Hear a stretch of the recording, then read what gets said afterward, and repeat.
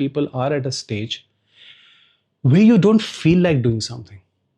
And the point is that if you see someone around you, somebody like that, then see how you can support them. How I've worked with so many people closely within, who have been my friends, who have been my clients, who have been my students.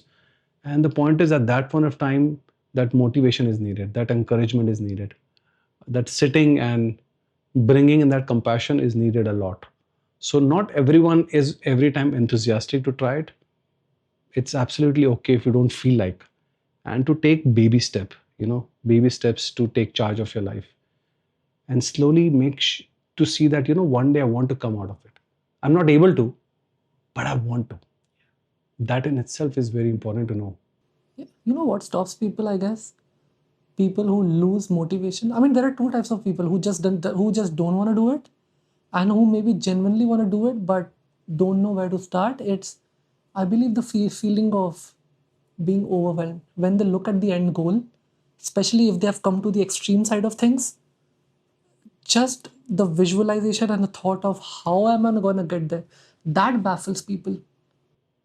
To an extent, yes, Rahul, but a lot of times not really. People go to depression. They go to mild depression, clinical depression, a depression where they don't feel like getting from the bed. And that's real a lot of times. A lot of times it is chemical hormones. A lot of time it is postpartum. A lot of times it is being lonely or isolated for a longer time and not doing anything about it. There could be various reasons of why one would feel like that. There are a lot of reasons. There are some reasons which are related to your genetics, how your biology of your body is, and what you may have chemically or due to hormones have reached there. Or the other reason could be where, uh, like immigration becomes one of the reasons, Really? where you were staying with a joint family, and you felt, want to explore living alone. You come to a new place and you start living alone, and you either make a choice or you're not fitting in with people, with somebody, you're not able to make friends, and you start living alone, so much so that you realize that you're not liking this and you're not okay with this, and you start feeling more isolated and more lonely. There's a difference in being alone and lonely. Alone is when you're happy being alone.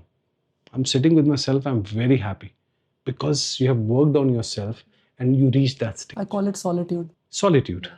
So, but there are times you could be lonely, and that's fair too, because for some reason, either due to certain choices being made or certain things which are out of your control. There are times things are out of people's control and it happens. And at that point of time, the point is to seek support.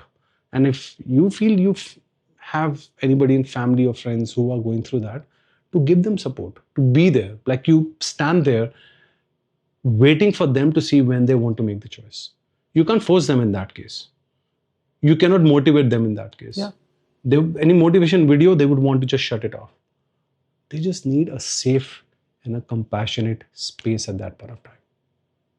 So sometimes it's difficult for somebody to come out of the bed and leave aside hitting a gym, just coming out of